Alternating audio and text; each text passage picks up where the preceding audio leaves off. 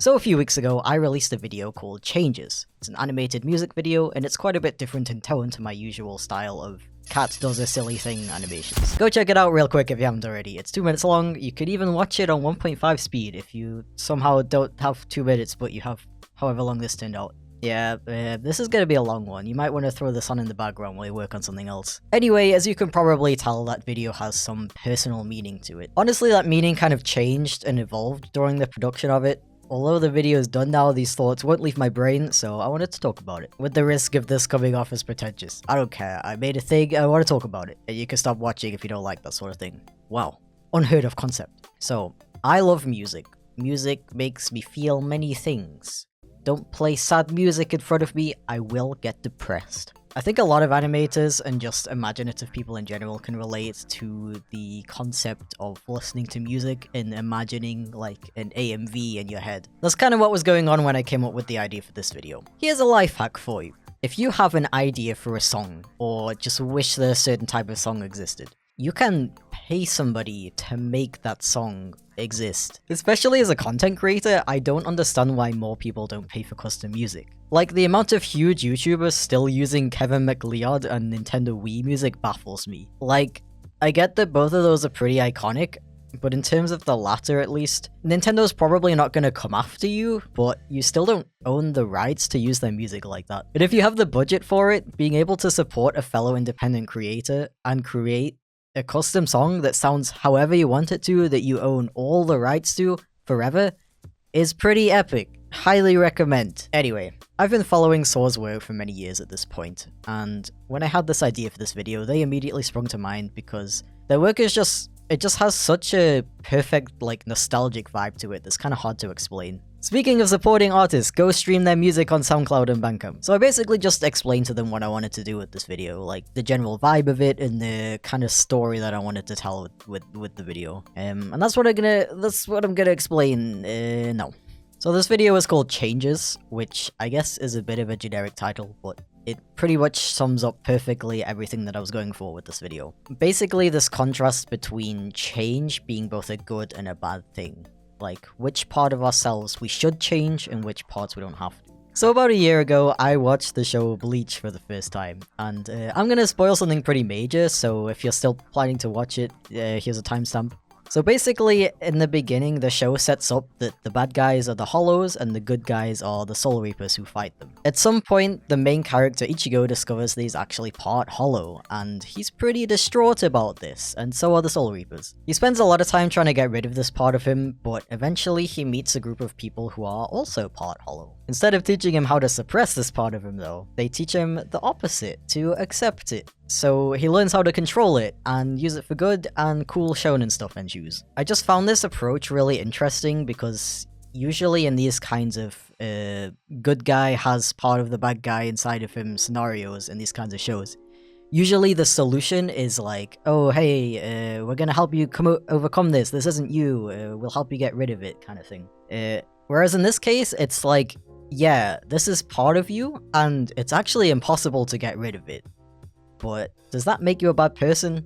Or do we just think it's a bad thing because the Soul Reapers said so? I don't know if this is intentional from the writers or just my own projection, but the way I interpreted it is, I think there's a lot of things about ourselves that we perceive as negative, and a lot of motivational advice is all about overcoming and getting rid of those things. But sometimes those things are just part of who we are, and the more you think about it, the more you start to question if those things are really negative in the first place. Or are we just told that by a society that could easily support those things, but just chooses not to?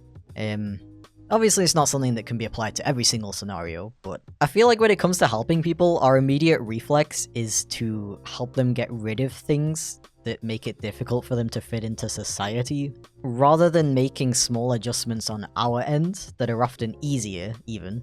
We expect others to change for us. As a small example, when somebody speaks a language that isn't their mother tongue, they often have an accent. And the presence of an accent is often used to subconsciously judge that person's skill level with the language. Someone who has an accent who is fluent and uses advanced vocabulary is often seen as worse at the language than somebody who isn't fluent. but they have almost no accent or none at all. But accents aren't really a bad thing, are they? If you can fully understand somebody, why does that person need to change the way that they speak? Why is it a bad thing to be able to tell if somebody was born in a different country? I can guarantee that any reason you can think of is the result of other people enforcing that expectation on them. So the main kind of story behind this video is representing trying to escape from the things that you hate about yourself and starting to analyze why you're trying to escape from them in the first place. Like, why do you hate those things about yourself in the first place? And I use Chip to represent this because I have a very complicated relationship with this little guy. Firstly, I want to clear up that I'm not getting rid of Chip or this channel or anything like that. I'm not really sure why so many people got that impression, to be honest, considering how the video literally ends with Chip lifting me up from my fall. It's true that I felt pretty conflicted in my thoughts about this character in the past couple years, because I made the mistake of specifically creating him to appeal to an audience, but then also using him as a representation of myself. It was pretty inevitable that I would eventually lose any personal connection to him as a representation of me. You know, considering he was never really made for me. And everything just related to each other a little too hard, with me feeling like I was playing a character in order to please other people and being seen as someone I'm not in real life too. Especially as a full-time YouTuber, you really have to be careful with what you do with your content and your brand. So I kind of felt like I couldn't escape from these perceptions of me that I couldn't control. So my connection with this character just became more and more strained because of that. Thing is though, Chip is a cartoon character. I can't fit everyone's expectations of me in real life, but Chip kinda can. I was still kinda struggling with how I felt about all this around the beginning of making this animation, but now I've kind of come to terms with the idea that Chip can be both what I want him to be and what the audience wants him to be. Because, you know, he's a cartoon character. I've recently been collecting all of the fan art that I've gotten of Chip over the years on Toy House. I'm still missing a lot, so if yours is missing, feel free to email it to me or upload it yourself if you have an account. But it's just really cool to see all the different interpretations of the character, and now that he's no longer tied to how I want to be perceived, you can depict him in pretty much any way you like. That's kind of the idea behind the whole multidimensional being thing, that no interpretation of him is technically inaccurate. And while I may not be making videos with him in the old style anymore, those videos still exist, and you can still enjoy them. They're also, you know, several years old at this point. When you've been on YouTube for 3 or so years, you start getting comments about how you've changed and your videos are not as good anymore, etc. And this happens even if you're literally making exactly the same content unchanged the entire time. Because people can't accept that they've just grown up and their tastes have changed. It's always, I don't like this thing anymore, therefore it got worse, and not, I don't like this thing anymore because I'm 35 and I haven't been part of the target demographic for 20 years. In my case, these comments have always been really odd to me because change has been a huge part of my channel since literally the beginning. I'm literally known as the guy who can't stop changing his art style. Like, what do you expect? Especially as a YouTuber or a content creator in general, change is such an integral part of doing this full time. It's not just about adapting to changing audiences, but also battling burnout. I used to really struggle with this, honestly. I'd be asked to make a change, and I would, and then a different group of people would be upset about that. And I always knew it, but it took me a long time to accept that you literally can't please everybody. There's always gonna be something about your content that someone won't like, and if you always keep trying to fix those things, you might as well just be making top 10 videos. Like, as an animator, I earn like a quarter of what other channels my size do. And I'm not saying that to whine about it, but to express the fact that I make animations, despite the fact that there's tons of other genres that are way easier, I would be way more successful doing them, because I want to. So this video, Changes, was almost like a message to myself, to not forget why I'm doing this in the first place, and what this little cat means to me. So, something that unintentionally happened partway through animating this video is, it kind of turned into a middle finger to AI art. If for some reason you don't know yet, AI art is basically the term used for images you can generate by typing in a description of what you want to see, that look like digital artwork made by humans. The AI is trained on thousands of different images, in this case, existing artwork that people have made, to the point where it learns how to replicate it really accurately. Whether or not it's actually art or even AI is debated, but I'll just keep calling it that since that's how it's most commonly known. So during the production of this video, I became fascinated with this scenario that was taking place of an artist who has the ability to draw using AI to generate a picture as a gift for his wife. And this was so interesting to me because I just kept thinking the entire time, wouldn't it be way more meaningful if he just drew it himself? I think there's a lot of bad arguments against AI art. One of them being that it looks bad. Like, not only is that subjective, but it doesn't. If it looks bad, you wouldn't see so many people in the comments, whether they know it's generated or not, praising how amazing and pretty and beautiful it looks. Things that AI struggles with, like eyes and hands, are eventually not going to be a problem and currently can be fixed pretty easily with editing. The fact that AI looks pretty is kind of the whole point. And you know why it looks good? Because it's trained on actual beautiful pieces of artwork by talented professional artists. It's trained to replicate those, so of course it looks good. The thing is, you can't convince people who like AI art otherwise, because they just have a fundamentally different appreciation and use for art than you do. The guy who can draw, choosing to generate an image instead, is so interesting because it's proof of how a picture looking good is, like, the point. It's above all else to him. He didn't draw it himself because he didn't think it would look good enough. My partner can't draw, but if they drew me a picture, I'd find that 1,000 times more endearing and meaningful than if they just typed a bunch of words into an image generator and edited it a bit. That's just me though. Because to me, the fact that it was made from start to finish by a person and someone I care deeply about is what makes that piece of artwork meaningful to me, and what gives it value. Even if my partner went to an artist and commissioned them to draw a picture of me, they would have to describe the purpose of that artwork and our relationship to each other.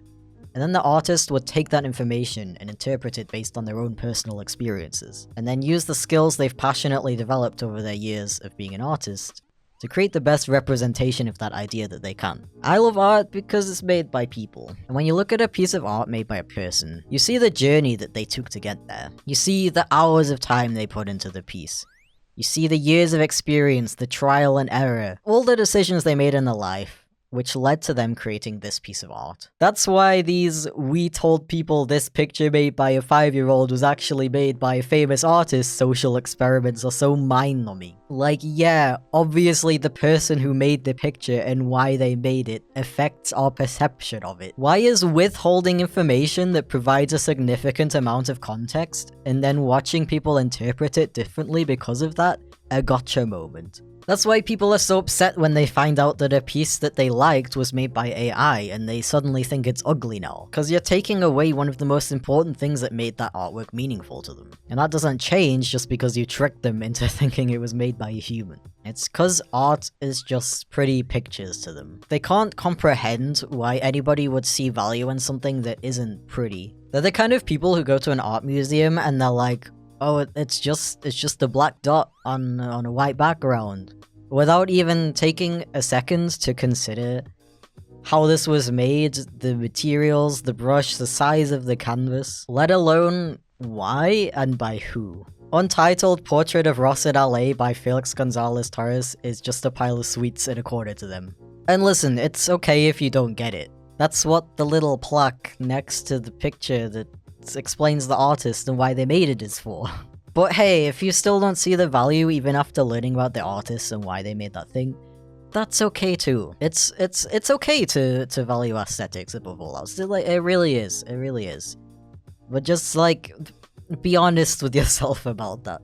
Another argument I often see against it is that art should be hard, and I don't know where I fully stand on that because obviously, making the art of creation more accessible to people with disabilities or lack of funds, for example, is a good thing. But as I kind of touched on earlier, the fact that the artist had to sit down and make a decision to pursue this passion at some point in their life is inarguably a valuable aspect of art. I don't think it's necessarily about the amount of time it takes, but like the journey that it takes to get there, if that makes sense. A lot of people arguing for it make the comparison of AI art to the difference between digital and traditional art, saying that digital art programs make art easier in the same way that AI does. But I think the biggest problem with that argument is, if you take the computer away from a digital artist, they can still draw. But if you take the AI generator away, unless you have some illustration skills that you previously developed without AI, you've lost your method of expressing your ideas, because all of the actual skill was in the program.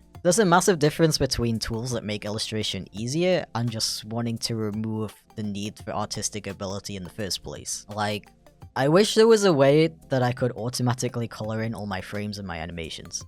The program I use does make it fairly easy, but it's still an incredibly mundane process. Thing is, whether I were to painstakingly color in every single frame by hand, versus getting a tool to do it for me, in my case I actually hired somebody to do it for me, the result is the same. The point is, whether you have those shortcuts or not, you still need artistic ability. And it's just kind of dystopian to me that people want to remove one of the most interesting aspects of art in the name of making it fast and cheap. That's my biggest problem with AI art. Its purpose is to make art faster and cheaper, as if it were a product. And art is often a product. It kind of has to be if we want to pay our bills. Without this pressure, there's really no reason why art can't take a little while to create. Maybe that gives us the chance to get excited about it, and also consume the thousands of other pieces of art that already exist. I don't know if I want to live in a world where a new movie comes out every day while I haven't even seen the first Spider-Verse yet. I don't know, maybe the fact that less well-off people are at a disadvantage because they have less time and resources to learn how to draw isn't the fault of illustration taking a long time to master. Maybe it has more to do with the systems that put people in those positions where they have no time or resources to do anything other than work in the first place. Telling people they can just automatically generate art so that they can create and work all day every day at a job that they hate for the rest of their life feels a bit like slapping a dinosaur print plaster over a giant gaping wound to me. I don't know. On a lighter note, I do think that there will always be a desire for artwork made by actual people. AI art is all about speed and perfectionism, but something I've learned while being on YouTube is that people really appreciate the homemade feel that YouTube videos have. We like watching videos made by normal people like us. It's such a personal thing that TV and film really can't replicate. I actually got into making animations and YouTube videos in the first place because seeing other 10-year-olds making MS Paint slideshows made me realize, hey, I can do that too. Changes has a lot of imperfections and errors, and I purposefully left them in. There's something about those flickering uncolored pixels that I just find really appealing. In a similar way to how we don't consider noise and dirt on old films to be bad, but charming. The color scheme's inspired by Pokemon Red, the first game I ever played on a console. This game is an absolute mess with bugs and unflattering sprites, but it was just so fascinating to me as a kid. To be able to glitch in rare Pokemon that are otherwise impossible to get in the game. The way they use the limited colors and hardware is just so interesting. This game is so iconic in part because of its errors and imperfections. It was tough to leave in things that I thought looked wonky, but I just really want to fight back against these standards that I've set for myself, and allow myself to make mistakes. Like, it's okay that it looks like it was made by one guy on an iPad. Because it was.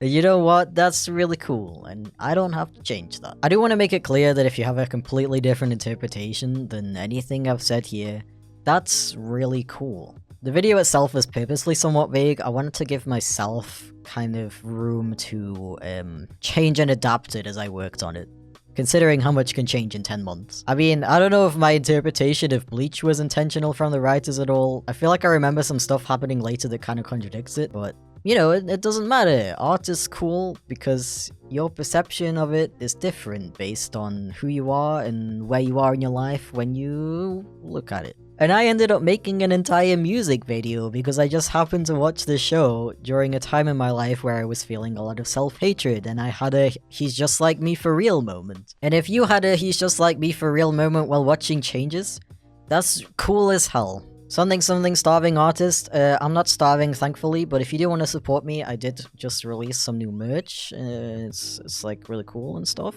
and yeah, it was fun to design. Thank you for watching this far though. I'd say I didn't mean for it to be this long, but I totally did. I had a lot on my mind. If you do want to support me, I do have a Patreon where I post previews of upcoming videos and ask for your thoughts. Otherwise, you can bully me on my streaming channel. I'm live twice a week. I may or may not have 12 other projects I'm working on. You know that meme where it's like, no thoughts, head empty? That's me, but the opposite. I have so many thoughts in my head, and I have a headache, constantly. I mean, that's why my streaming channel is good, because I can, like, get the thoughts out a bit easier than, you know, 2-minute animations. So if you like that thing, if you like that sort of thing, feel free to come by and chat to me. Okay, I'm done advertising at you now. Genuinely thanks so much for watching, and have a good day.